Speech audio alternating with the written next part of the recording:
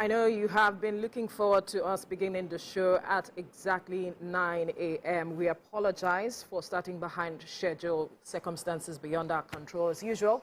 It is Saturday on Your View. I am Veronica Danik-Boy. Thank you for joining us. I have my beautiful co-hosts in the studio as well. Good morning, ladies. Good morning, Veronica. Good morning. We have to head straight into the business of the day, and that's the papers we will be beginning with. And I will begin with the Nation newspaper, the major story here, why Tinubu suspended Emefiele as CBN governor. Apex Bank chief faces DSS probe over alleged money laundering, terror financing others. Folashodun Shonubi to act as central bank helmsman. All right, and some other stories here. Subsidy in Nigeria, no more for the Christmas to other countries, says Tinubu. Says payments were bringing the country to her knees.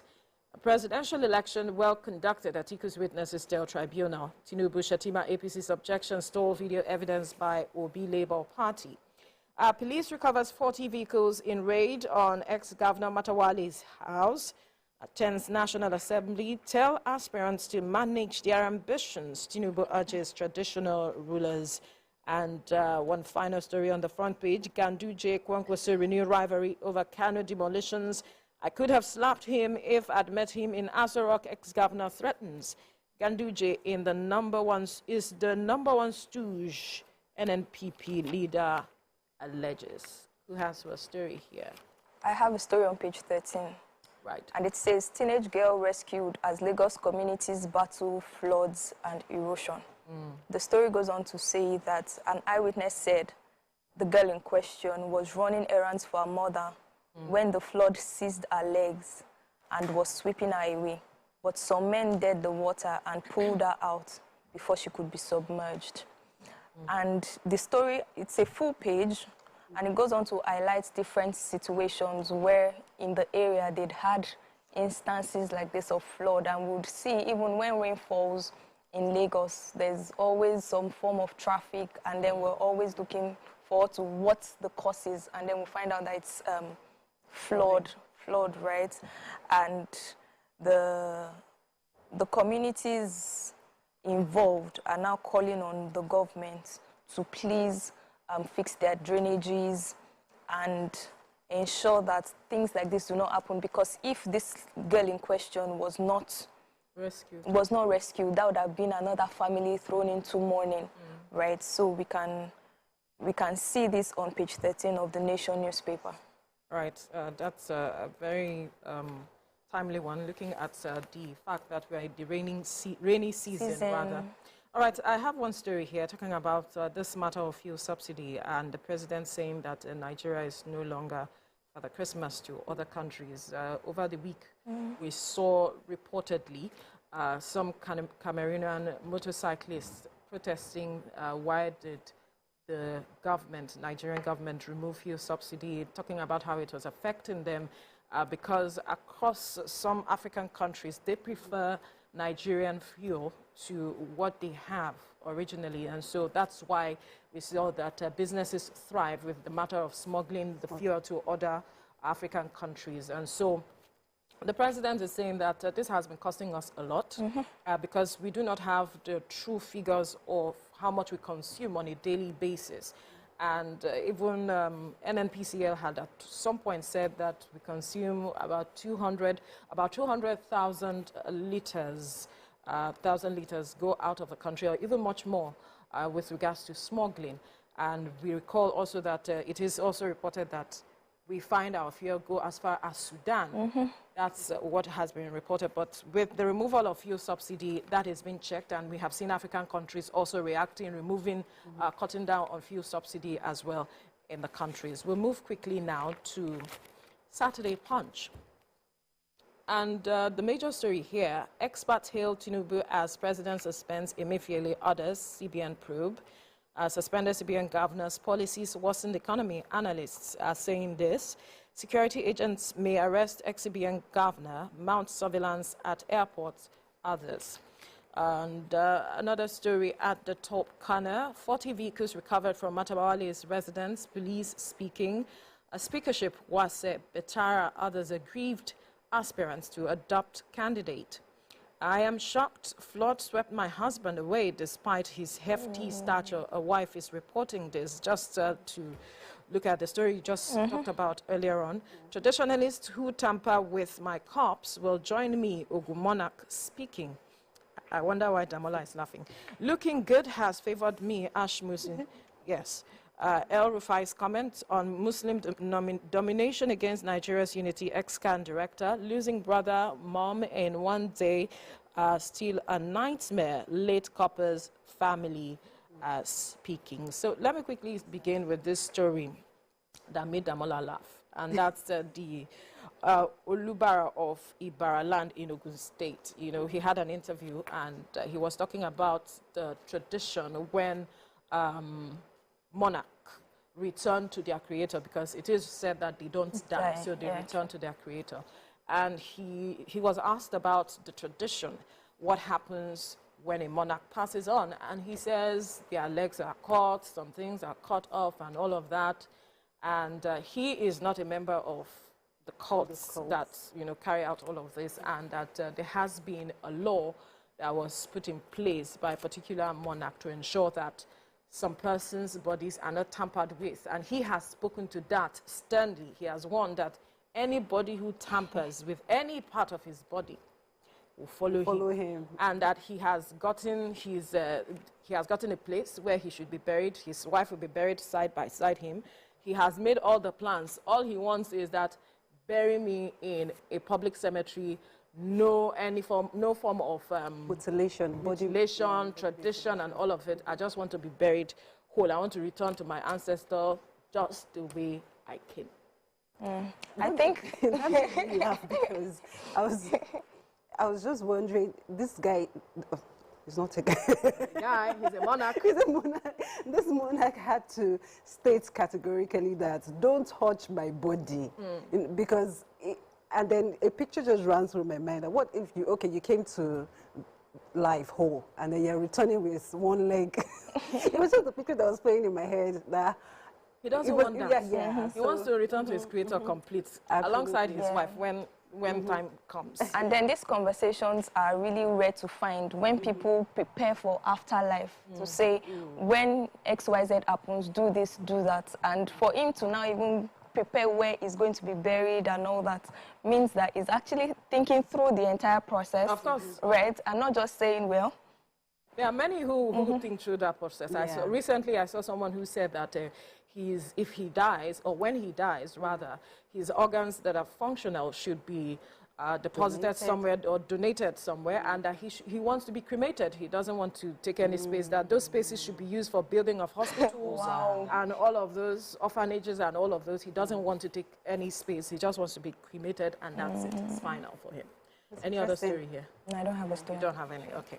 Let's quickly move now, and we move to the Saturday Sun. And the major story here. National Assembly leadership, APC's consensus proposal suffers a fresh setback. PDP, LP, NNPP, Northern lawmakers elect align against ruling party. International community frowns at plan to intimidate senators-elect with security agents. Ohaneze appoints Anyoku Ugwai and 66 others into advisory council. And Tinubu suspends Emefiele, others probe of CBN. And Tinubu, Nigeria no longer for the Christmas to neighboring countries meets traditional rulers. That's on the front page of the Daily Sun. Who has what story? I have a story that says 10 important health checks men and women must do in their 40s. Did you want to take that story? No, go ahead. Go ahead. Okay. I'll just contribute. And so the report says that, you know, most times women and men just go by life and say, I'm getting old and that's just it. But it outlines 10 important screenings, right, to get done. So one of it is the screen for depression and evaluation of mental health, right? I picked that out because, you know, sometimes when people go through stuff, you probably think that it's just stress. It's just stress, and then you overlook it till you're in your 50s, 60s. But this article is saying that depression and the evaluation of mental health, because even living in our country, Nigeria, comes with its very own peculiarities. So conversations and checks regarding mental health should be done.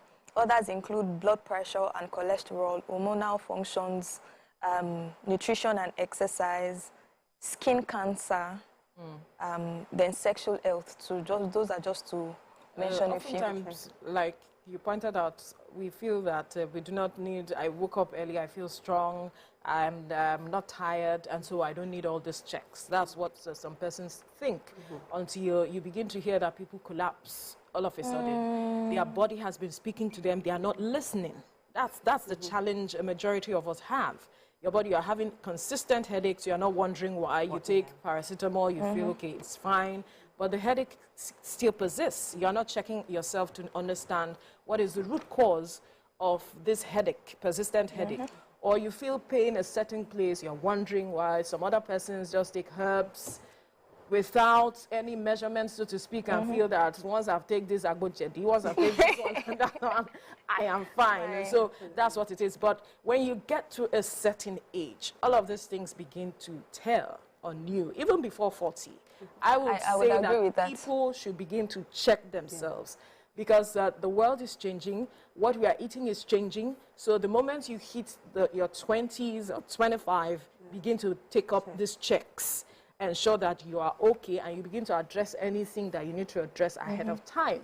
And that is what a lot of persons do not pay attention to. In fact, some persons will say on your birthday, instead of buying yourself a dress or buying one thing, going to spend money here and there, why not use that money to do a total check of your body? A thorough body analysis. How does that sound? Yes. Just to be sure that you can actually last another year. That's it.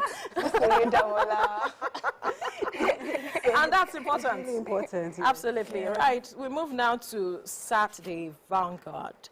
And the major story here says, to crush oil thieves, you must step on toes. Niger Delta stakeholders tell Tinubu. Army, Navy, Air Force, Police, DSS, NNPC, IOC top politicians in Villa involved. Butter Boy continues global stage onslaught, performs at Champions League final tonight. Iniedo on the rebound. New cat. Lagos anti-ethnic laws, Monarchs on Speaker Mudashiru Obasa, Tinubu, Atiku, Kowa, Ribadu, Ibori, the controversies, the truth. Insecurity, 325 killed, 150 kidnapped in 10 days under Tinubu. CBN Governor Emefiele suspended. What story do you have here? I have a story on page 4 that says we are closest to our people, use us. On tells Tinubu. So in a courtesy visit by the National Council of Traditional Rulers in Nigeria to the president at the State House, you know, the Oni spoke on behalf of the traditional rulers and went on to say that there are areas we would like to work with you, one of which is security. It is time you use us more. We're not saying we're idle, but make use of us. That's what they were saying. So, and I'd agree that the traditional rulers are actually closer to the people in communities, and I think that they're even closer than the local government chairmen in most states, especially states maybe not Lagos, other states in the West. And I had seen a close relationship with the Oni and the people of Osun State being indigenes, right? And that's similar in other states too. And the Oni is saying, no, it's not like we're idle, but in matters of security, we know... We need to quickly go on a break. We'll continue this conversation when we return from the break. To stay with us.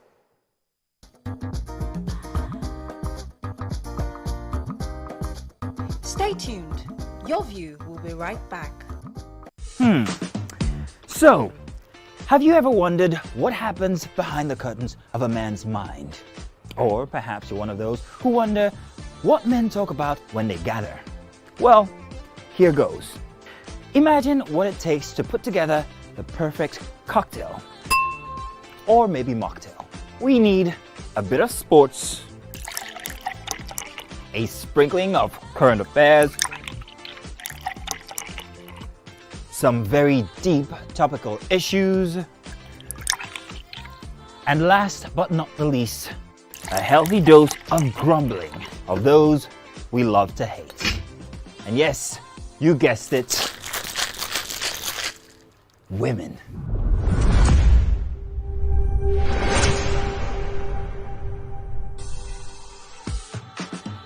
So, if you catch the drift, then you're onto something. We will provide you with the right insights into most of your curiosities, right here within this beautiful cocktail we call the Black Table.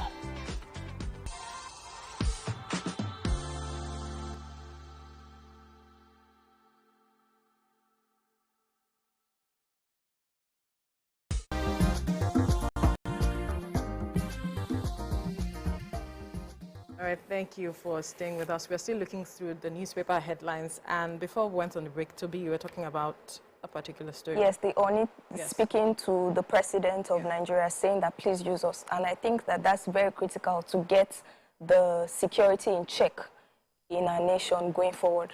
Absolutely. Before now, before the inauguration of the president, the Association of Monarchs, I think that's what it's called, they came together, they put forward a communique, like setting an agenda for the president, that the president, they'll be willing to be involved with matters of insecurity, and that they were requesting 50% of security votes being given to governors, state governors. And many persons had criticized that originally, what is their original function as monarchs? Are they playing that role? You don't need to get involved. You don't need to put it forward that, okay, we are here, you can use us. What do you want from the president? Why are you there? That's the major question that some persons were asking. In cases like And then, in cases like Amotekun, yes, what are they supposed to do? to protect too. Amotekun is there to protect, but they cannot put that team together. Yeah. They cannot fund them. True. It is the state government that is funding Amotekun. Right? Yeah. If you are saying we should give you 50% of security votes, what do you want to do with it? Right? Do you want to buy weapons? Shakabula. So these are the issues. Because you would recall that sometime, I think last year or so, some monarchs were nabbed as being part of some perpetuating matters of insecurity in some states. So how open are they?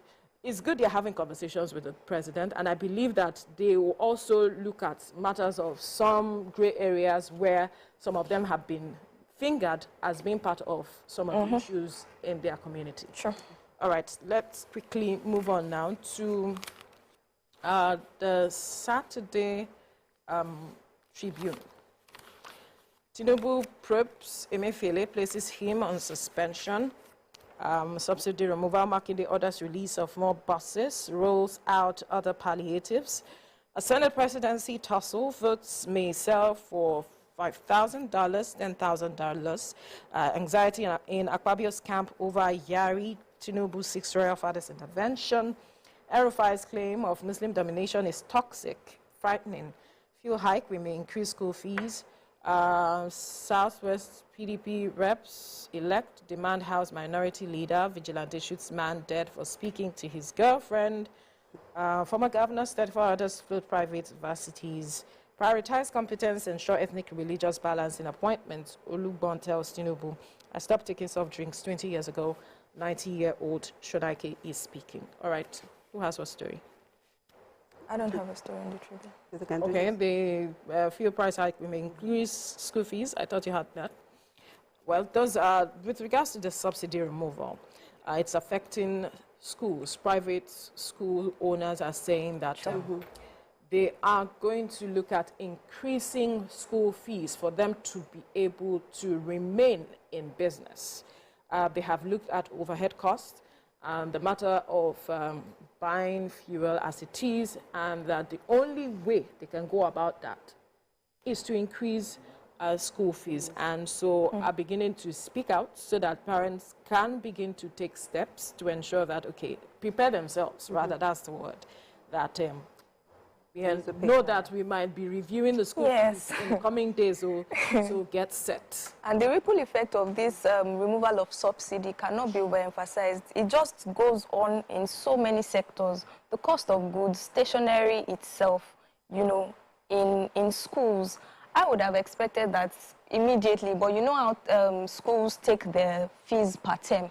So does that mean that by September, parents should begin to get ready for that? That's what it means. Yeah, I think they will communicate that. They will communicate that, except they are also looking at having virtual classrooms for a certain level. That virtual classroom doesn't work. It's always a waste of time. The internet is not stable. And then the kids do not really enjoy that effect of being in the classroom. And then for parents who are working, how do they handle? So how do you monitor? Their caregivers. Yes. So they will have to leave their children with their caregivers to monitor their child in school. What if you don't have a caregiver?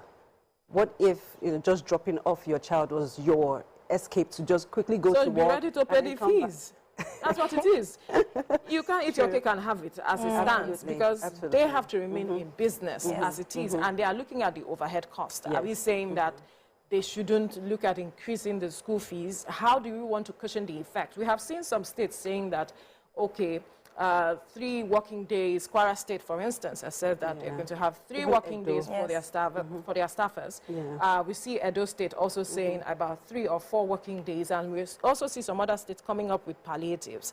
And yes, a majority of Nigerians are saying, do not limit these palliatives, stretch it such that it gets across sectors and everybody gets to feel the impact of the palliative. So what is the government going to do in that instance? If government is saying, okay, 3-4 working days, and schools are part of it, your child will have to be at home to have virtual classrooms. So what it will be now is how government can partner with some of these internet providers to ensure that there is stable network. And then we have matter of electricity. To ensure you have electricity. It's just that some persons will be cut off in the whole process, because there are some persons who do not have the needed device to be able to be part of virtual classrooms. What are we going to do with that? So there's a whole lot. Yes, the government is meeting with stakeholders to address this matter, as is being reported. But for the matter of fuel subsidy removal, it is gone. And it's here to stay. And it's here to stay. So we must accept that reality that and begin to adjust. Yes. Do you have a story? Yes. There's a picture of an abandoned child on page 5 of this newspaper, the Saturday Tribune, giving a few details about it. So this is just to put it out there. If you know of a family looking for a 2-year-old, please reach out to the dailies today, the Saturday Tribune, and you'll find the picture of the child there. Okay, so Damola, you have one story that you... Yes. So it's the rift between the former governor of Kano State, Governor Abdullahi Ganduje, and former presidential candidate, engineer Rabiu Musa Kwankwaso. So the former governor, Ganduje, said he would have slapped Engineer Kwankwaso if he had met him at the villa when they went to meet with the president. And this is stemming from the demolition exercises that are going on in Kano State right now, which is being done by the current governor of Kano State, Governor Abba Kabir Yusuf. And Ganduje is claiming that this is just a personal vendetta against the success of his own administration, and that this, the demolitions have not been properly investigated. And this just goes to show that our politicians need to do better, because one of the reasons why investors are scared of investing in a particular state or country is political instability. So they don't want a situation whereby they would have a contract with a sitting governor, and then another one comes and then toggles it over, and then they have to wait till they sort out the matter. I think that personal issues between politicians should be left aside when it's related to, you know, governance and state-related matters. Very important. Yeah. Right. Here we need to wrap things up now. I wanted to talk about the inauguration of the 10th Senate, which is to happen next week, Tuesday. And from the story here, we are hearing that votes may sell for $5,000, $10,000 because of the intrigues already involved. And it's going to be an interesting one. And trust TVC to be on top of the issues to bring you every detail with regards to the inauguration of the 10th Senate. We'll take a break. When we return, we'll be looking at the hot topic for today. Stay with us.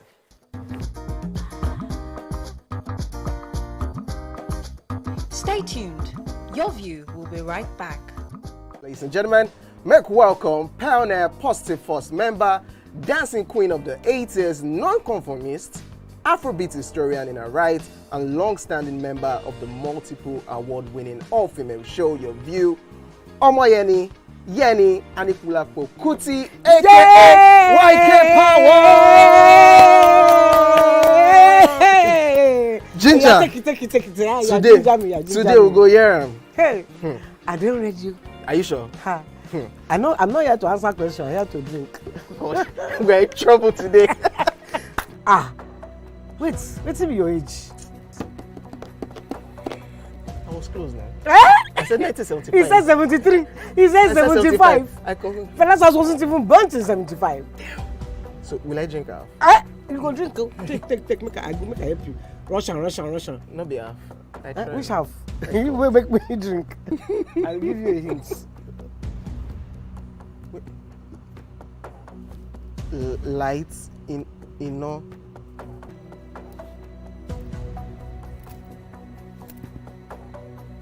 Nepa Road. Nepa Road in Abeokuta. First of all, my brain cannot memorize everything. A big black bug. A big black dog. Bug. A big black bug. Oh, sorry. A big. It all starts. Ọmọ fẹlá. Ọmọ Anikulapo Kuti. Wọ́n rò pé kíní kékeré yìí. It's my eldest son. It's not my eldest son.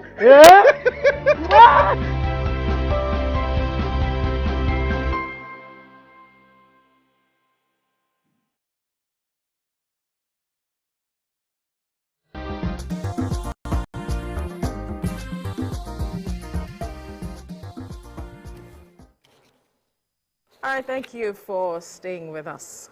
News broke yesterday that President Bola Tinubu has suspended Godwin Emefiele from being the CBN governor and ordered for the probe of the CBN. He then appointed Mr. Folashodun Adebisi Shonubi as the acting governor of the Central Bank of Nigeria and in replacement of Emefiele. What are your thoughts on this? Please join the conversation and call us on 081-270-53687 or 091-390-76948. Or you can tweet at us at TVC Connect using the hashtag YourViewOnTVC. Now, why am I smiling? When this information broke yesterday, it's as if a lot of persons, Nigerians, were waiting for when this day was going to happen. Those in the beer parlor had a second round of drinks. I was having that conversation. I had a conversation with somebody this morning that said that he was in the beer parlor and they had to have another round of drinks because of this information. Wow. Recall what happened yesterday, I say yesterday, last year, leading up to the elections, where there was the matter of cash crunch. Every Nigerian felt it. Every single Nigerian felt it, to the extent that there were those who died. They had money in the banks. But because of the decision to redesign the Naira and then withdraw the old notes, then people could not have access to their monies except a certain amount. And then you go to the banks. You saw what happened at the banks where a lot of people went naked. Yes. There were those who collapsed. There were those who were in the hospital. They couldn't pay. They couldn't make payments for their treatment. It was the chain reaction. We saw how banks were destroyed in some states because of people were angry that they have monies in the banks. They can't access it. They can't feed their families because of this policy. And now it is not about that policy alone that he's been arrested for. It's the matter of he has a case to answer in terms of, I think, money laundering, terror financing, and so many other issues that has been tabled. And then there are those who said that the way the president went about this, there are those who are saying that this is a personal vendetta because of how the president reacted when he was president-elect with regards to the policy. He said it was harsh, and the implementation was harsh. Now, this governor, former governor, okay, I can't call him former governor of the CBN, suspended governor, CBN governor, was with the president last week. When you look at our screen, he was there with Dele Alake and some persons in government. He did not know what was coming. While he was with his family, relaxing. But we cannot be sure. We cannot be sure that he didn't see it coming. We cannot not sudden. We cannot. He didn't we think cannot that tell it would if come he this went now. there to plead his case. That thing that you. No, he didn't go there to plead his case. Oh, no, what they were talking about. There are no televised. You know. What he was well, I don't know what happened behind. I don't know. But what he went to discuss was the matter of fuel subsidy and some economic policies, because the president had said that he was looking at unifying the exchange rates. And so he was having those conversations with him. So that was one of the reasons that I know that was reported, though I was not behind the scenes. That's why we must make that clear. Now, those were some of the conversations they had as at last week.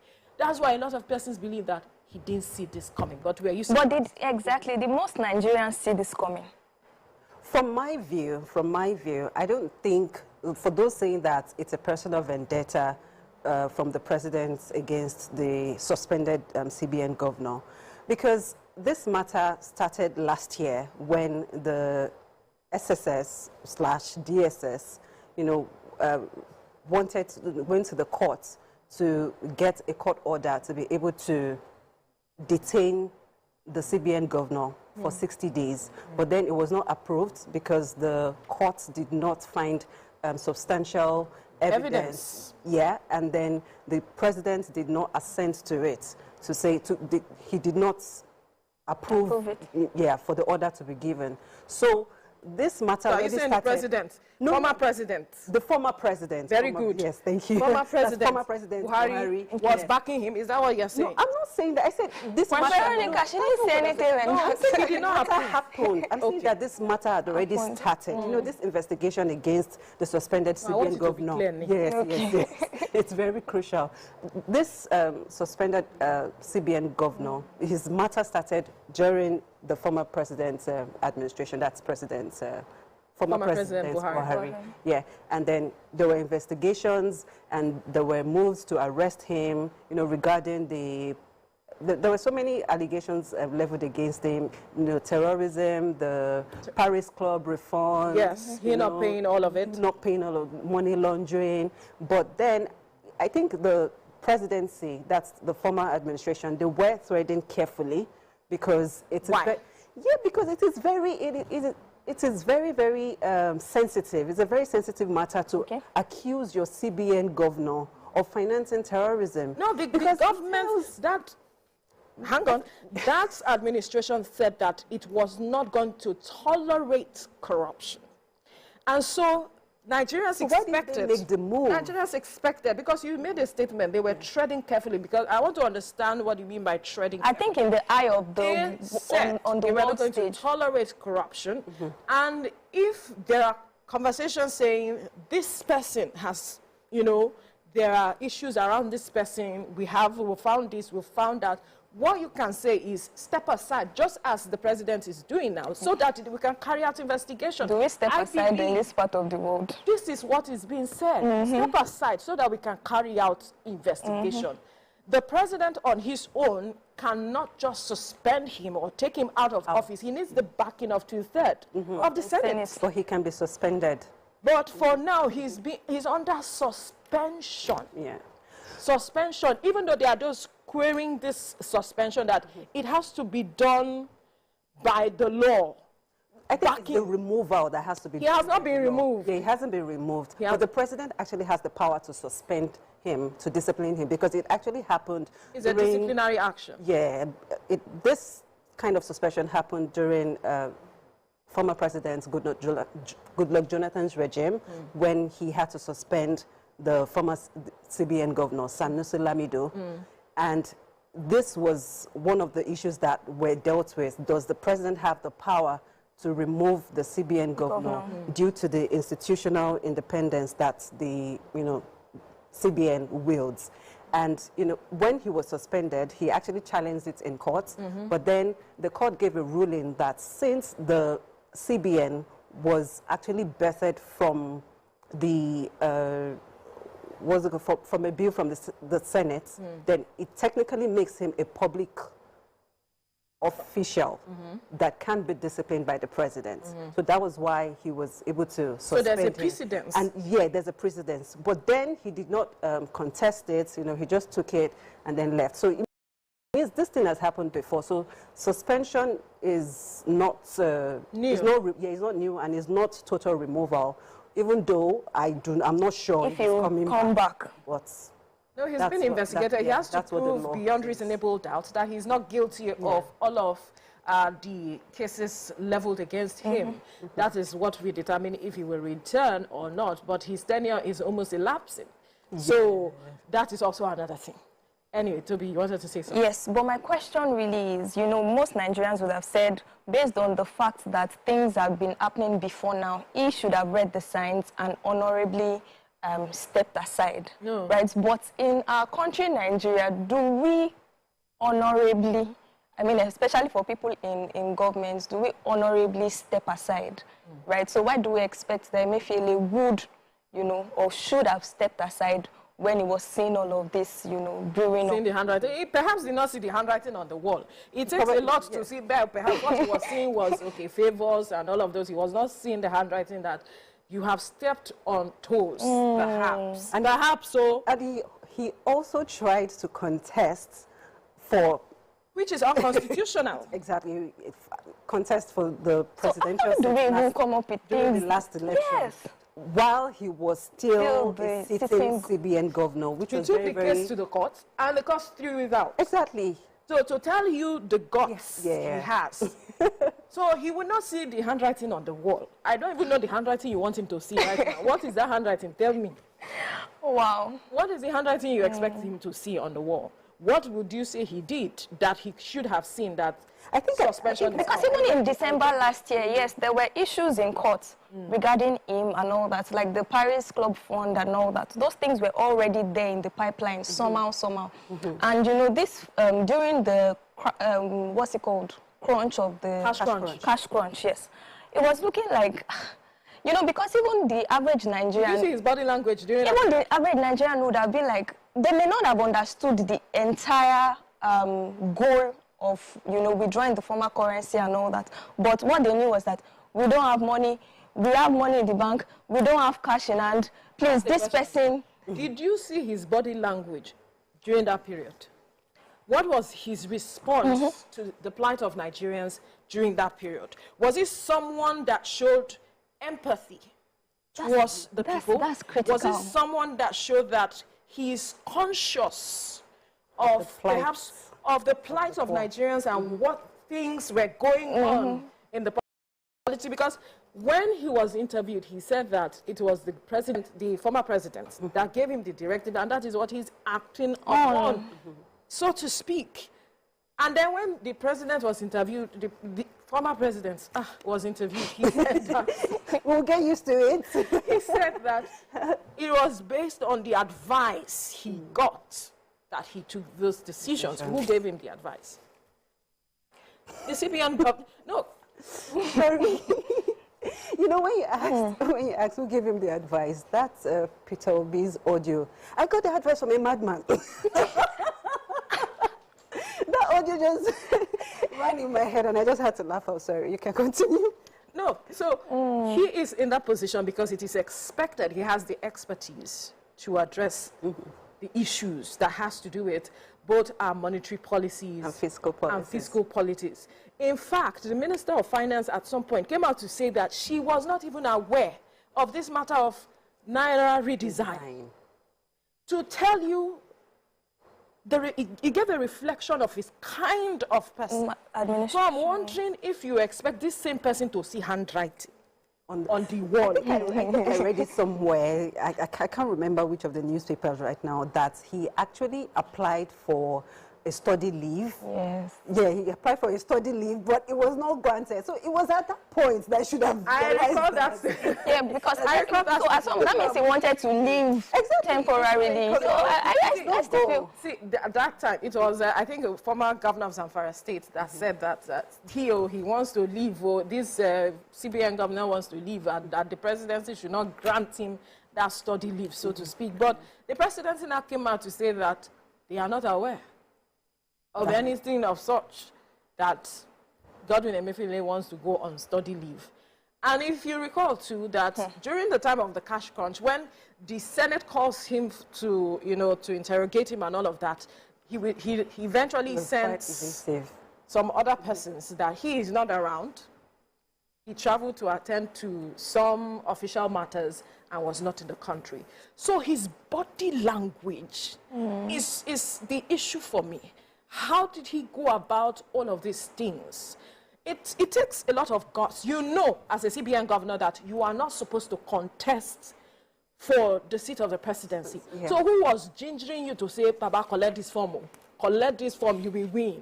You will win, you will get... Who was gingering you? You know, you should know the law. Yes, he must have had some advisors. You understand?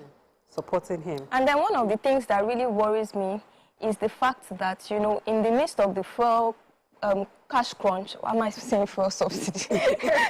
Well, just hold your thoughts first. We have Festus calling from K2. Festus, good morning. Go ahead with your contribution, please. Good morning. Good morning. It doesn't baffle me at all. Right. Why? The man is lying who sees the handwriting on the wall. Why didn't it baffle you? The backer is the former president. Immediately that one is, he should know that the man who is standing for him in Aso Rock is gone. He was already bypassing all the protocol. That was why, the Minister of Finance didn't know anything about that Naira redesign policy. The Federal Executive Council didn't know anything about it. So he would just go directly to the president. And since the man is gone, so automatically what do you expect? No backup. So he should have resigned. In overseas, once you do a policy and the policy doesn't work out, the next thing you tender your letter of resignation and you quit the state. But you will not go. That is African mentality or Nigerian mentality, so to say. So I don't blame him. So, who do you blame then? Hello? Hello? You say you don't blame him. Who do you blame? You say you don't blame... I blame who should have passed him earlier. That is Buhari. Buhari didn't appoint him. He was appointed by Jonathan. Yes. So the first time left, and he was kept. Look at what the same Jonathan did to Sanusi. Yes. He removed the former CBN governor. And this man did worse than Sanusi. It's because Sanusi exposed Jonathan and Sanusi said the next government that you raise after Jonathan will borrow money to run a country. Because of that, he was removed because he exposed them. Yes, I have the video. So, all right, are you still there, Festus? Right, Festus is gone. We wanted to find out if he's happy that with this suspension, he's not yet gone. Godwin Emefiele is still there, but it's just been suspended. Absolutely. Now he's pointing accusing fingers at the former president, that the former president shouldn't have retained him because he was appointed by former President Goodluck Jonathan. Well, perhaps the former president had not seen his tendencies. There was a time that it was rumored that the former president wanted to sack him, that's Buhari, and something went on and the sack didn't happen. So some persons began to say all sorts that I do not want to talk about here. But saying that his backer, Buhari, former President Buhari, once he left, he should have known that this right now, you need to move. Perhaps he wanted his tenure to also elapse, saying that I finished my tenure at least, my 2 terms as CBN governor. Perhaps that was what he was looking at. Or he didn't want to take any, he didn't want to record any failure. To say, oh, I had to resign from my job at a point that it became What so else difficult. is the failure? There's something called resigning honorably or leaving a place honorably, right? We have a caller on the line. Alhaji Zubair, are you there? Good morning. Yeah, I'm here. Yeah, good morning. How are you? Very well, thank you. Go ahead with your contribution, Thank you please. very much. Yes. On the issue of central bank governor, Yes. On the issue of suspension of central bank governor, it's long expected. In fact, it's a welcome idea. You see, look, this man has made a lot of people suffer. A lot of people die because of his wrong policy. Wrong policy does not benefit our economy. Wrong policy that kill, make people lose their lives. Wrong policy that make our naira not valuable. You know, and in fact, you see, the suspension of Emefiele as long expected, and it's a welcome idea. In fact, you know, kudos to the president, and Nigeria is interested in all the investigation. Look at the naira issue. Up to today, you know, we are not even seeing the new naira. We wasted our money on the issue of currency, and they put it behind that. But the suspension of Emefiele is welcome. You know, like I said, it makes a lot of people lose their lives, mess up our business, cripple business. Wrong policy. So have a nice day. Thank you very much. And you too. Thank you. Thank you very much. Nigerians, yes, it's expected because of the suffering a lot of Nigerians went through. I said a lot of persons collapsed. Right. Where people collapsed and died. There was even and then the matter of terrorism financing is reported. He is funding IPOB in the southeast, and we know what is going on in the southeast. How people have lost their businesses, lost their lives. You know, everything gone as a result of the activities of these people in the southeast. We've been talking about unknown gunmen, and he's now being fingered as one of the persons sponsoring them. That is a very, very huge allegation, and I just hope he can, if he's not guilty, I just hope he can clear himself. But if he's guilty, he actually owes Nigerians, especially the people who have had their businesses disrupted in those regions. I have some friends that have not been able to travel home just because of the fear of the unknown, because you don't know what can happen to you on the road. So that man, if he's proven guilty, I think he needs to apologize to the whole of Nigeria. Is that enough to give Nigerians closure? Well, I don't want to say what is really, really inside my mind. Why are we here? Yeah, I really don't want to say it, because if he's actually found guilty, I think he should also be given a death sentence if he's found guilty, as far as I'm concerned, because people have lost their lives.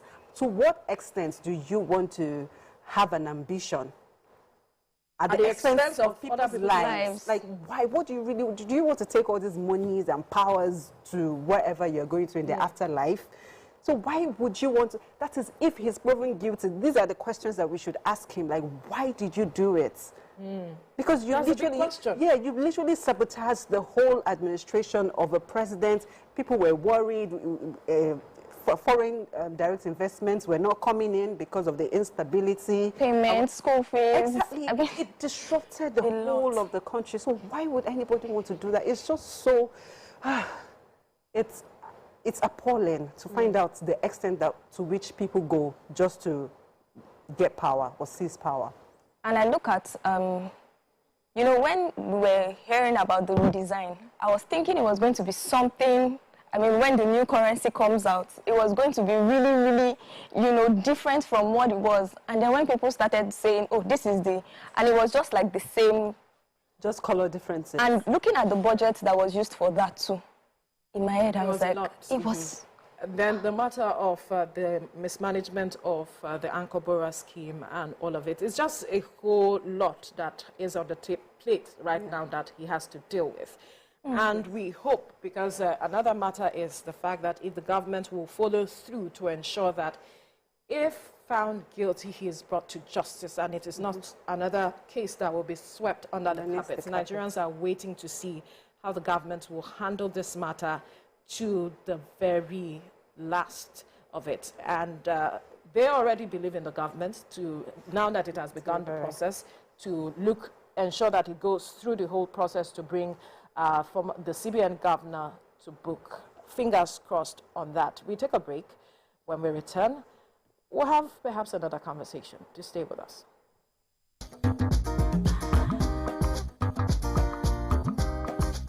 Stay tuned. Your View will be right back. In the air, after an audition tour of 4 states across Nigeria, it's time to meet eligible single men and ladies on Nigeria's ultimate date. Come closer. A little bit more. Perfect. I have exciting news for you. You asked for it and you got it. Your favorite breakfast show, Your View, will be going to 2 hours. We're going to have in-depth analysis of the newspaper review and more conversations on the hot topics. The ladies of Your View and I will be stirring up our guests to get in-depth into all the various topics, and you, our viewers, will have the opportunity to call in and share your views. After all, it's your view. Join us on Your View, 9 a.m. to 11 a.m. for a fantastic conversation. Don't miss it.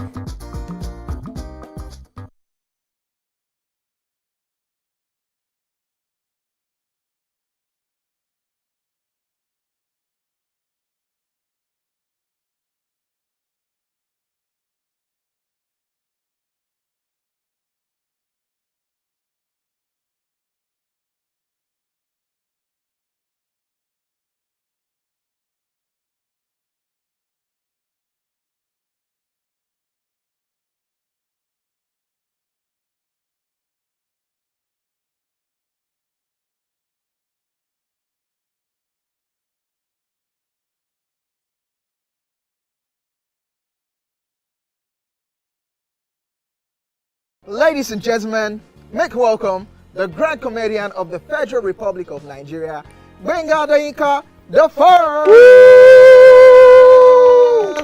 OJ right here, 7 of 7, like you already know. Vanguard right here, 7 of 7, like I'm beginning to know.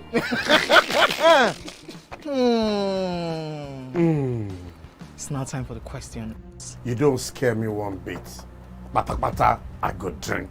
So. Okay. So now one chance for Inter. My first question. Do you remember the names of the winners of that edition of StarQuest? Of course I do. Why do you? And I hate myself for this, because I have this question for you. Final question. No. Where outside Nigeria and what year? I think you're the only one that can be wicked. I am thinking, because I know back in the day. Don't think. Answer my question quick. You are thinking too much. I don't like it. The UK. Final answer. Okay. I said, God, please, let me to perform outside Nigeria. Wait. And God gave me a show in Ghana. Drink, my friend, drink. I don't overthink this thing. See where I can. Yes, you overthink them. I would say you should catwalk. Let's catwalk now. Where are we? No, that's not catwalking. That's good talking.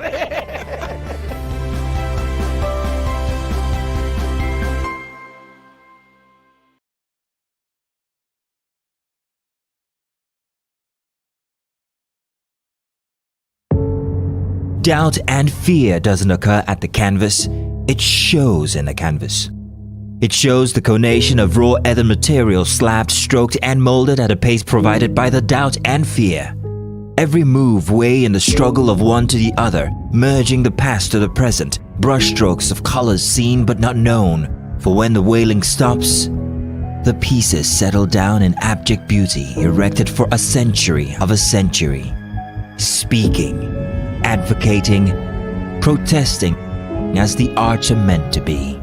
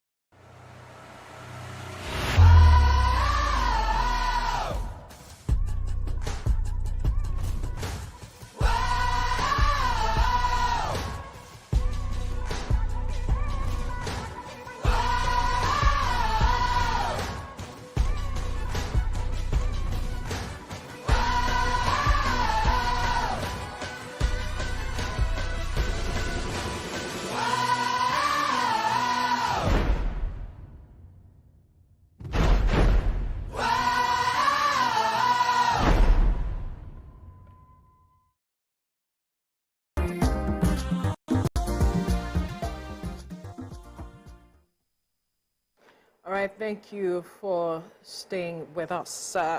Joining us is a former commissioner in Lagos State Audit Commission, a former board member of different federal parastatals, such as the National Center for Women Development, Abuja, the National Horticulture Research Institute, and the Nigeria Television Authority, Abuja, a TV presenter turned politician, the Special Assistant on Trade and Investment and Technical Aid Corps in the Ministry of Foreign Affairs in Abuja. We cannot begin to reel out how many hats she wears, and she wears them so diligently. Please welcome House of Member-elect Kafilat Ogbara Adetola. Good morning. Thank you for joining us on the show this morning. Thank you for having me. Now, let's begin with your principal, who you respect so much. Under or after a week of his emergence in office, Nigerians have been seeing how he has been responding and reacting to situations across the country beyond removing fuel subsidy removal. He has also gone ahead to suspend the CBN governor, and that has been generating a lot of reactions. Let's get your perspective to all that he has been doing since he assumed office.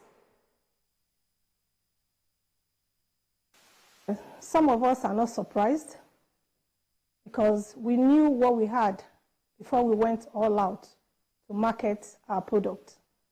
We are very proud of our principal, the President of the Federal Republic of Nigeria, GCFR President Asiwaju Bola Ahmed Tinubu. And Nigerians have seen clearly, even in very few days of about 10 or 11 days thereabouts, that Asiwaju Bola Ahmed Tinubu remains focused and, of course, has the purposeful leadership to offer Nigerians. In the last meeting we had in the villa with the National Assembly members and the leadership of the federal government, Asiwaju Bola Ahmed Tinubu was able to impress a lot of even all our opposition members in the National Assembly.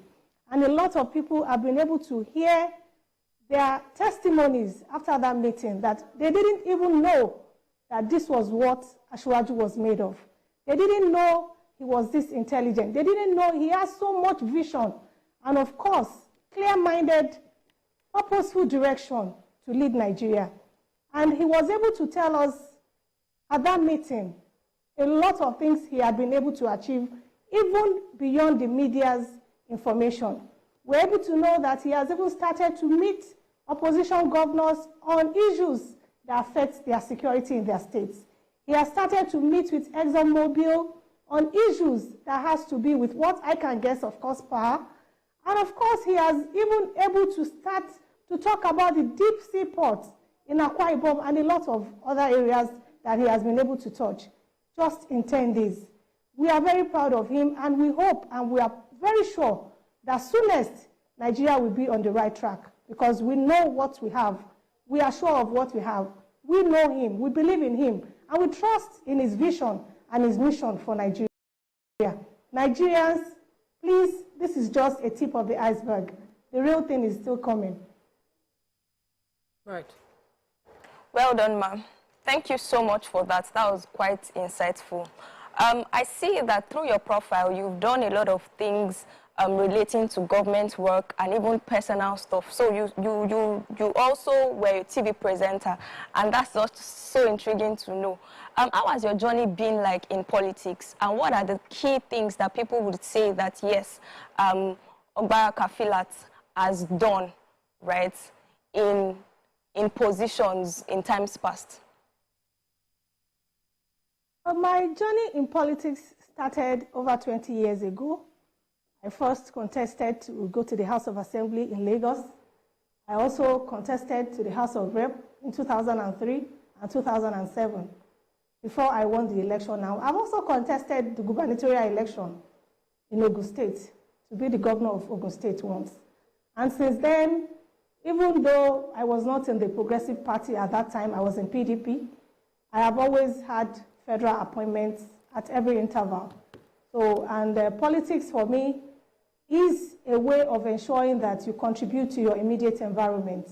You see to happenings and everything that government has to offer in terms of policy and direction.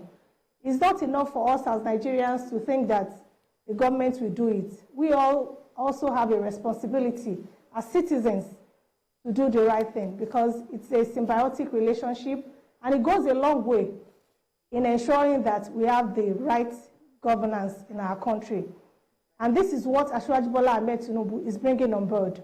I think this is the first time in the history of this country that a president will have a chit-chat with the whole of the National Assembly in the shortest period of assumption of office, and also relate with them, engage them, you know, get close to them, and of course, also inform us as a legislative arm of government that, look, I am going to be operating an open door policy. And this means that he is already getting everybody involved, even though the independence of the legislature is very important, and of course the independence of both the executive and the legislature is also very important.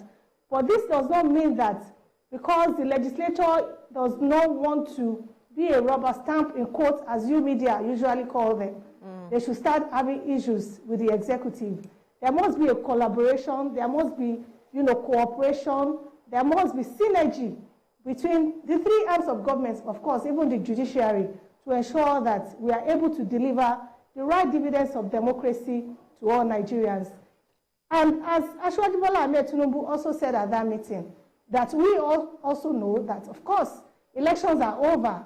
We have finished the elections. The Nigeria project is the big thing that is before all of us. And we must all, if indeed our campaigns were not of selfish interest, of other interests, if it's about Nigeria, then we must drop our partisan politics and face the Nigeria project and ensure that we cooperate together to get the desired result, to ensure that Nigerians have the best of their country this time around.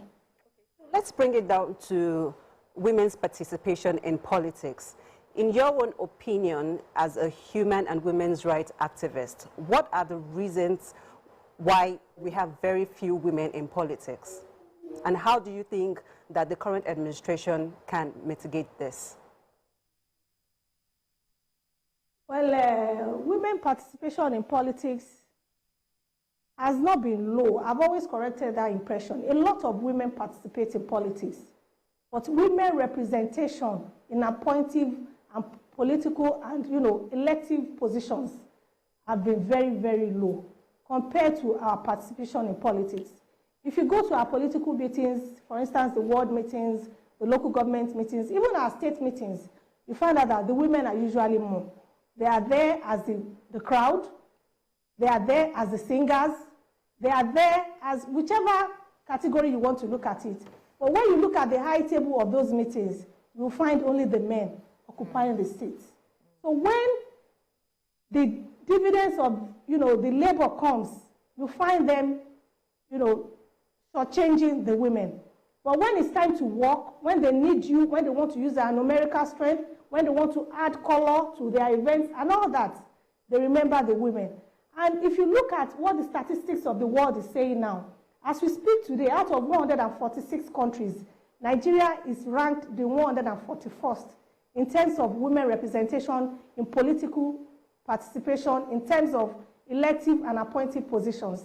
And even in Africa, our own Africa here, out of about 64 countries, I think we are the 64th, the last in number in terms of women representation, where Rwanda is leading as the very first with about close to 50%, while Nigeria is just about 5.45% or thereabouts.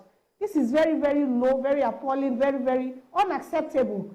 And this is why we are appealing to the present government, because I think the women bodies also took the federal government to court in year 2020. And they got the judgment last year on the 6th of April, I think, where the Federal High Court in Abuja has said that the federal government now has the responsibility to ensure that 35% is given to women in appointed positions. And I'm very sure President Muhammadu Buhari and President Asiwaju Bola Ahmed Tinubu will ensure that he upholds this mandate to ensure that women are given the right place for them in the society, to ensure that they're able to play their role. We constitute over 50% of this population. And so when a nation decides to underuse the talents, the God-given talents of over 50% of our population, then definitely we are missing out something. Because the lens at which women see things is very different from the way men see things. And of course, we are result-oriented, we are multitasking, we bring a lot of finesse, we bring a lot of, you know, color and beauty, and of course, excitement to anything we handle. So, and we have tested a lot of women in the past, and we know how these women have been able to prove their worth.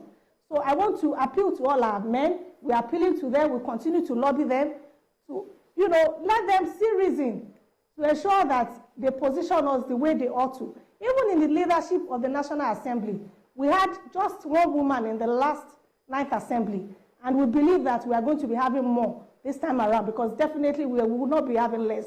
We had one, so if we are not having more, definitely I know that a woman will represent us. But we are hoping to have more, because women, they will be able to ensure that we add value to the leadership of the National Assembly.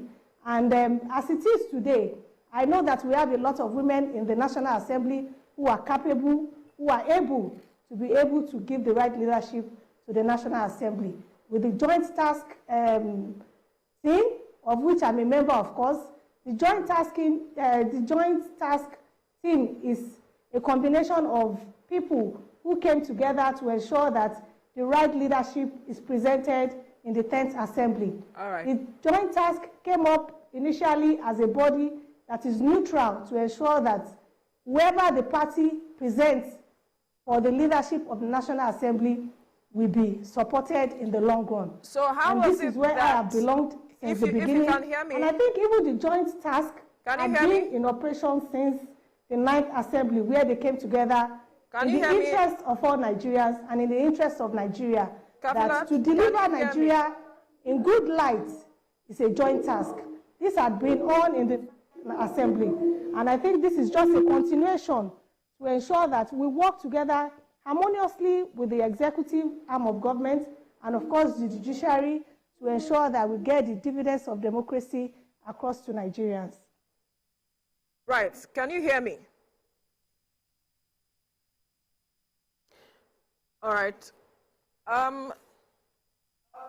If you can hear me, I was going to ask, you say you're part of the Joint Task Force team. How is it that you were not able to negotiate that a principal position was given perhaps to a woman? You had mentioned sometime or advocated some time that a principal position with regards to the zoning should be given to a woman, but we didn't see that happen, especially with your party.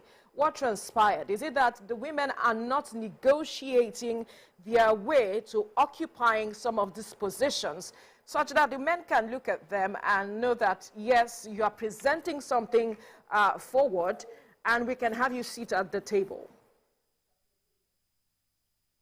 If you have been following the politics in the National Assembly, the 10th Assembly recently, you found out that we had about 3 women that came out to contest. We had one that contested to be the Speaker, Mrs. Miriam, and we had 2 others that wanted to be Deputy Speakers, both of which are from the Southwest region. The other, the lady that wants to, the honorable member that contested to be the Speaker is from the Southeast region. And, you know, as it is, the party has taken position, and of course, the party is supreme. The position was zoned to Northwest and, of course, the Southeast region. And they even micro-zoned. It wasn't as if they just zoned it to the zones and then we can pick from the zones. They micro-zoned to the individuals. And for me, the party is supreme. I am a very loyal party member all my life. Wherever I stand, I am permanently there, like glued to the wall. So, and once the party has spoken, we have taken our position to ensure that we support the position of the party, of which, of course, the leader of the party as well, Asiwaju Bola Ahmed Tinubu, has also, you know, invited us to let us know that this is the position of the party, and we are going to support the position of the party, and that is to ensure that Right Honorable Tajuddin Abbas becomes the Speaker, and Honorable Benjamin Kalu becomes the Deputy Speaker. The principal offices are 10. That is just for the Speaker and the Deputy Speaker. So we are believing and we are very positive that definitely women will be included in the remaining 8 positions that constitutes the 10 members of the leadership of the House of Representatives. For me, the House of Rep, as a legislative body, is the soul of the nation. Once we get it wrong, a lot of things will go wrong. And this is why it is very important for us, as members of the 10th Assembly, to take a very good position by ensuring that we support the position of the party so that we can work harmoniously with the executive arm of government to ensure that we continue to promote the independence of the legislature and continue to promote the interdependence of both the executive and the legislature. And of course, the joint task affair is not just a temporary thing just to elect the leadership. We have, let me put it that way, we have our agenda to also ensure that we support good governance that has grassroots impact. We also have to ensure that we support community outreach. We also intend to ensure that there's equity and fairness within the ranking members and the new members. And of course, the leadership positioning of the assembly, we have the plan to also ensure that there's unity and there's fairness and equity as well. Because whatever we do, we have to ensure that to a reasonable extent, there's equity and fairness so that there won't be rancor and confusion everywhere. So, and this is why some of us have been able to play our parts and ensure that whatever the team is doing, we have played our role to be very, very active and support everything that needs to be done in every platform, in every way we can, individually, connecting with people, engaging people, and canvassing everybody, lobbying everybody. I heard some people say that, I was watching one of the channels recently, and some people are arguing that it's not in his place to say that they must do this, they must do that. He has not forced us. He's not compelling. He's not insisting. He's only advising, and he's lobbying. He has been able to do that. He has been able to lobby everybody. It's not left to us because we are still going to have an election on Tuesday. We are still going to elect. People will have the right to vote, to make their choice, because it's left to you. It's not enough for the party to say, this is where we are going. You still have the right as an individual, as an elected honorable member, to make up your mind on what exactly we want. Thank you. I know that a lot of our members, both in the Senate and of course in the House of Representatives, already have seen reason. Thank you so much, ma'am. They have seen genuinity. I can hear you. Okay, awesome. Thank you so much for speaking holistically. Peculiarly as regarding Koshofe local government or Koshofe House of Reps, what are the things that you intend to do, right, for residents within your jurisdiction going forward during this tenure, what are the things that you expect to do? By the grace of God, I am well equipped. During my electioneering campaign, as I moved around, I had a note of the needs of my constituents. And like I tell people, coming to the House of Representatives, you are not just representing your people in your local government, you are representing Nigerians. Because every bill sponsored, every laws made will be affecting the generality of Nigerians. But we are there to represent them, to listen to them, to address issues that directly affect them, so that we'll be able to amplify it at the chambers of the National Assembly. So, and for me, as an individual for Koshofe Federal Constituency, I'm well equipped with the needs of my constituency. I intend to ensure that I support bills that affect young people generally, and I've started to collect data, to engage people, and of course, to also profile them. Because I believe that our young people, they need engagement. We need to be able to collaborate with them, to listen to them, to know exactly what the issues are. Some people are presently employed. They are not satisfied with the kind of employment they have. Some are not employed at all. We need to know the age category, you know, what you have passion for. Some have, you know, artisan jobs that they are doing.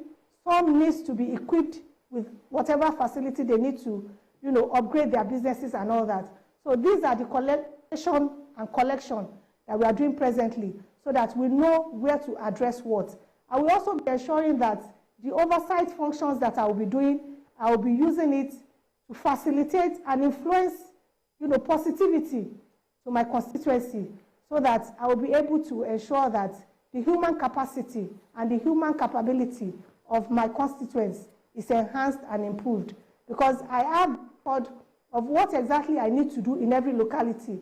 I know their needs in Mende, I know their needs in Oworo, I know their needs in Ifako, I know their needs in Ikosisheri and Agboike, to everywhere. I know what exactly I need to do. And I'm very, very focused on this. Depending on whatever committee I find myself, I believe that wherever you find yourself, it's not about the committee, it's about the personality and how you are able to use that office. So wherever you find yourself, I'm not always very bothered, even though I try to influence my area of expertise so that I'll be able to maximize my potentials. All right. So what is really important is the passion and the interest you have to touch lives, to ensure that you address the needs of people. That is why we are here.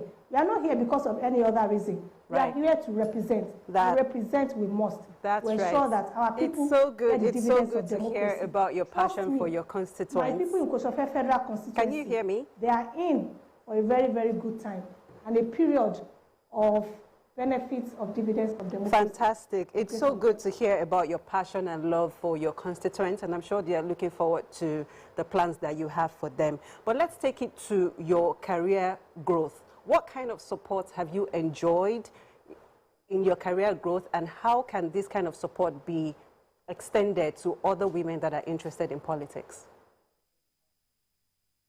My career path, politically or private sector? Political career. Which one are you asking? Political career.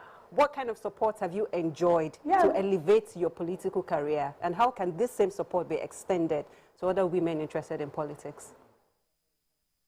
Well, the best support that I have ever had all my life is the support of my husband. He has been very supportive. He has been there for me all the time. He shares ideas with me. He gives me ideas. He's the pillar, he's my rock, he's my everything. If without him, I won't be here today. I think that is the best support I have had. And of course, my children as well. I'm a grandmother.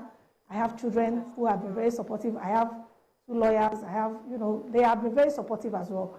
So I think the family support, you can't compromise it. Right. It's the best support a woman needs. What about the political structure? You must not compromise the interest of your family. How about women? So I try to balance. How about women supporting women? How do you intend to extend I this? ensure that people see me, they think I'm so outgoing, I am very, very homely. How do you intend to help other women? I'm home with my family. I don't joke with that peace, the comfort of my home. I believe that as women, you must ensure that you have 100%, or 100%, not 99%, support of your family.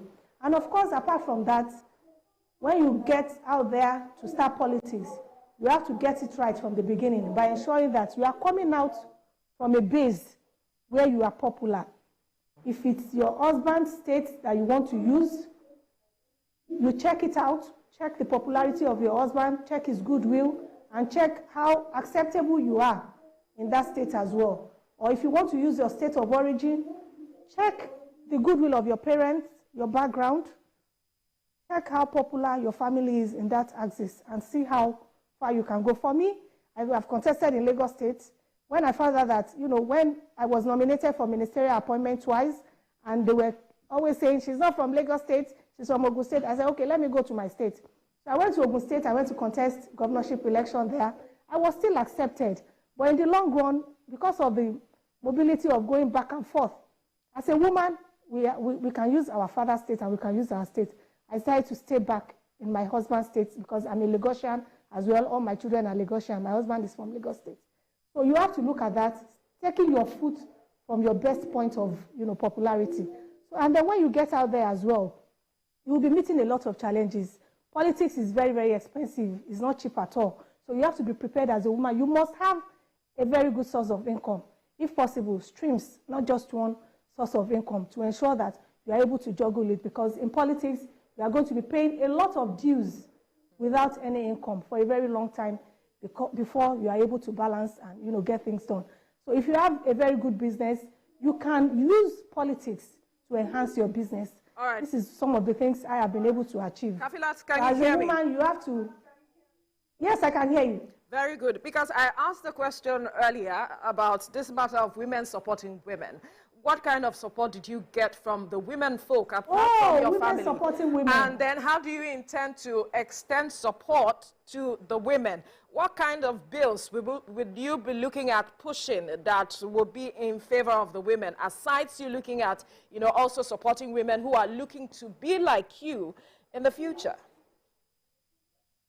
Thank you. As women, we must continue to support ourselves. We must love ourselves. We are very few in political offices. So for me, I have always supported women. My local government, I have a woman as the council chairman there, Princess Samiat Abolale Bada. And I'm sure if you interview her today, she will tell you that when she looked at her back and saw nobody, I think I remained there for her. And when I had to do mine too, she was there for me. So that is very, very significant and is very important for us as women not to, engage in petty jealousy, rivalry, envy, and all that. Because once you look at yourself, you assess yourself. Whatever you have is what you can give. You cannot give what you don't have. If a woman is better than you, you can't be better than her. You can only improve on yourself. When you try to cross those boundaries, you will crash. So we need to continue to stand together, stand by ourselves, and work with ourselves. I have always supported women, and I will continue to support women. And of course, in the House of Representatives, as we are today, I intend to push position of ensuring that women that have been elected in positions, because we cannot, look at the Senate, for instance, we had 7 women there. 7 women that had gained a lot of experience, and we lost all of them just to bring in 3 new, fresh women that do not even have legislative experience. This is a colossal loss. This is not good for our democracy, and it's not good for the women, because we are still trying to build up on our gains. So how can we ensure that the gains we have are sustained? We are going to move around all our former presidents, all our party chairmen, the national party, across board, all the political parties. We have a lot of work to do. I have opened a platform for our women in the 10th Assembly, and we have started engaging. We did our first meeting just about 3 days ago, and we are very determined to move this time around so that we consolidate on our gains and ensure that we break new grounds, not just surpassing the gains that we already have. We have to break new grounds and ensure that we achieve more gains. We have to, sponsor bills that we ensure that where women have been elected, it is only a woman that should be encouraged to replace such women. Else, we cannot get through anywhere, because we know that women already have challenges, even from childhood. As a girl child, if you look at our northern region, most of the girl children don't really go to school, except now that they are trying to improve on that. The girl children that are out of school are a lot. And when a child doesn't have the right foundation, a girl child, it will build up to a woman that will not be able to contest an election, that will not be able to speak good English, that will not be able to be qualified to get a good job.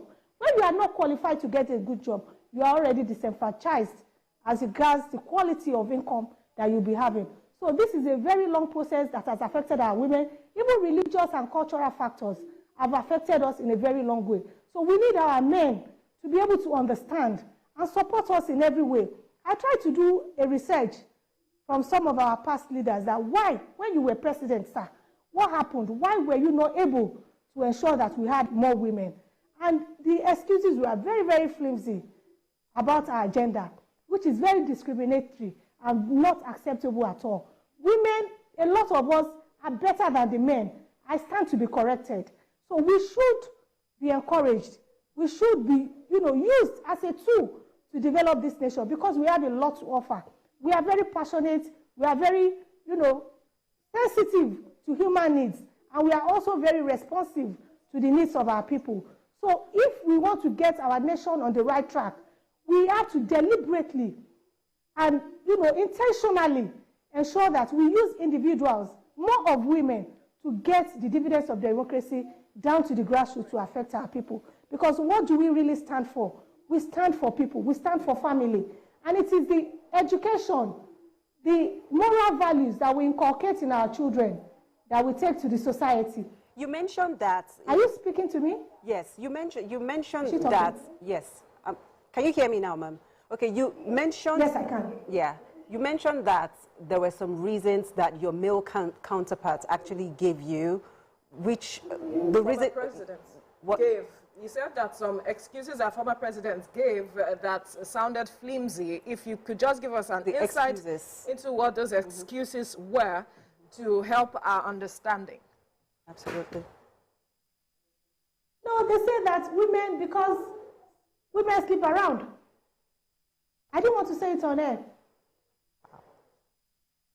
Wow. So, and then I asked, do they sleep alone? Absolutely. No, this is very, very unacceptable. We will not take it from them, and we believe that most of the time they just use it to run women down. They try to degrade you. They try to pull you down. They try to demoralize you because they know that you have something to offer. So this is the challenge that women have faced. And that was the only excuse I got from one of our former presidents. So from that, I don't want to mention from all of these excuses, what would you want this current president to do differently? He has said he would support women. In fact, perhaps he's even looking at 50% affirmative action. What do you want him to do differently, knowing that he has shown that he supports women? Well, I know that Asiwaju Bola Ahmed Tinubu is a gender-sensitive person. Even as a governor, he had a woman as his deputy, and he has always encouraged that we have women as deputy governors in Lagos State. And even in the cabinet, he tries to ensure that women are positioned. And this is a man that was able to allow his own wife to go to the Senate as a senator of the Federal Republic of Nigeria. So you can imagine how sensitive he is to issues that, concerns women. So I don't have any doubt at all as to how I need to advise or, say, encourage him or whatever more. I believe automatically that women will be well positioned in the time of Asiwaju Bola Ahmed Tinubu, because he knows what to do. He knows the right thing to do. I've told people, I said, for me to come to, I came to this party because of Asiwaju Bola Ahmed Tinubu, not because of anything else, because I saw that progressive attitude in him. I saw the vision he has for this country. The first time I met him, after the introduction and all that, before we spoke for 10 minutes, he he was already talking about his vision for Nigeria. Then there was nothing like him wanting to contest an election. This was a very long time ago, and I'm like, no, this is the man. But he didn't even have the ambition. He was just correcting the ills of the country at that time. And he brought a lot of ideas as to they're supposed to do this, they're supposed to do this. And I'm like, wow. So this is a man that has the ideas. Innovation rules the world. Asiwaju is a very, very innovative leader. And this is why some of us, even before people keyed into the vision, keyed into the presidential move, some of us were already out with the swagger movement to campaign to the world that Asiwaju is the man we want to contest for president, even when he had not even spoken about his intention to contest the election. So we believe passionately about him. This is not a joke. This is not gainsaying. It's not, you know, I don't know what people will call it, but this is reality. Because we are convinced, we have that conviction that this is the man. And Nigerians that have not realized will soon realize. Member-elect House of Reps Kafilat Ogbara Adetola, we must thank you for your insight into matters that concerns women and the fact that you believe strongly that the current administration would give women a pride of place in this administration, and I believe a lot of Nigerians are looking forward to that. Thank you so much for your time. Thank you. Thank you very much. Right. So much has been said with regards to women, and we hope, as she has spoken, that she would push some of the things she has promised. Nigerians will be putting her on her toes. You mentioned it. We look forward to seeing you doing it in the coming days. And as she has pointed out, the current administration has said that they would look at women in the direction of women to have some appointments. And then there are some bills that were put before the past administration. And we hope that that also will be revisited, because it also has to do with the lives and protection of women. So this is where we'll draw the curtains on the program for today. We survived despite traffic. Yes, we did. Despite traffic and all of it, we made it here, and this is how we'll wrap things up. Thank you so much for being a part of the show. We'll see you again next week. Stay safe. Bye for now.